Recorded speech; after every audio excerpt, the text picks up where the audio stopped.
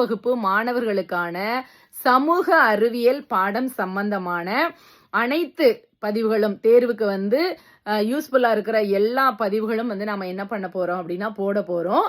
நீங்களும் வந்து மேலும் உங்களுக்கு வந்து என்ன தேவை அதுல அப்படின்னு சொல்லி இருந்தா அதையும் வந்து நீங்க வந்து நம்மளுடைய கமெண்ட் செக்ஷன்ல வந்து நீங்க பதிவு பண்ணலாம். அதுக்கு ஏற்ற மாதிரியான தயாரிப்புகளை வந்து நாம எல்லாருமே சேர்ந்து மேற்கொள்ளலாம். சரியா? சோ இதை வந்து நான் எப்படி பிரிக்க போறேன் அப்படின்னு சொல்லி பாத்தீங்க அப்படின்னா, நம்ம வந்து இது வந்து யாரையும் வந்து பிள்ளைகளை நம்ம குறை சொல்றதுக்கு கிடையாது. எல்லா பிள்ளைங்களுடைய மைண்ட் செட் கெப்பாசிட்டி வந்து படிக்கிற அளவு லெவல் வந்து ஒரே மாதிரியாக இருக்காது. அப்படிதானே? சோ வந்து அதனை கருத்துல கொண்டு ஒரு 100 மார்க் எடுக்க வேண்டிய ஸ்டூடெண்ட்ஸுக்கு வந்து எப்படி வந்து நம்ம வந்து கைட் பண்ணணும், அதுக்கப்புறம் ஒரு ஆவரேஜா எடுக்கிற பிள்ளைக்கு என்ன மாதிரியான சொல்லி கொடுக்கணும், அதுக்கப்புறம் சில பிள்ளைங்களை பாஸ் பண்ண வைக்கிறதே வந்து கொஞ்சம் கஷ்டமான சூழ்நிலையா இருக்கும். ஸோ அந்த மாதிரியான குழந்தைகளுக்கு வந்து என்ன மாதிரியான இதெல்லாமே படிச்சா அவங்க ஈஸியா பாஸ் பண்ணலாம், நான் என்ன மாதிரி ட்ரிக்ஸ் வந்து யூஸ் பண்ணி என்னுடைய பிள்ளைகள் வந்து பாஸ் பண்ணிட்டு இருக்காங்க அப்படிங்கறத எல்லாத்தையுமே வந்து நாம வந்து இதுல ஷேர் பண்ணலாம் அப்படின்னு சொல்லிட்டு இருக்கேன் நண்பர்களே.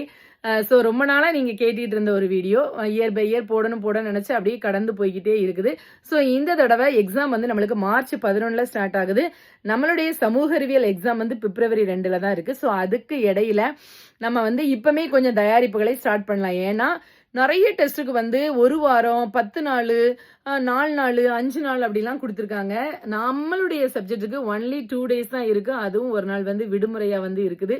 ஸோ கண்டிப்பா குழந்தைகள் வந்து அந்த விடுமுறை நாளையும் பயனுள்ள வகையில வந்து நீங்க வந்து என்ன பண்ணணும் அப்படின்னா படிச்சு அதை அதிக மதிப்பெண்கள் வந்து எடுக்கிறதுக்காக நீங்க ஹார்ட் ஒர்க் பண்ணணும் அப்படின்னு சொல்லி கேட்டுக்கிறேன்.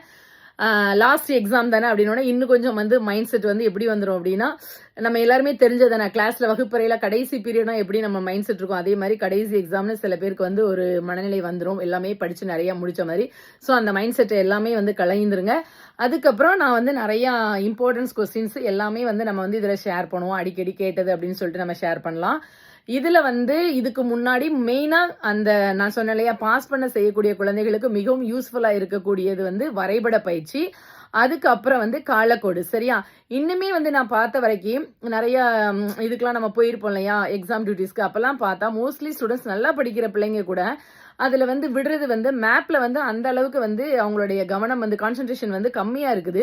ஸோ 100 மார்க் எடுக்கணும் அப்படின்னு சொன்னா கண்டிப்பா வந்து எதுலலாம் மேப், ஒன் வேர்டு இது ரெண்டையுமே வந்து அவங்க தரவா பெர்ஃபெக்டா இருந்துட்டாங்கன்னா படிக்கிற குழந்தைகள் வந்து எல்லா கொஸ்டின்ஸுமே தரவு பண்ணிடுவா. ஸோ இதை ஃபாலோ பண்ணா கண்டிப்பா 100 மார்க் எடுக்கலாம். சரி, ஓகே, அது என்னென்ன மாதிரியான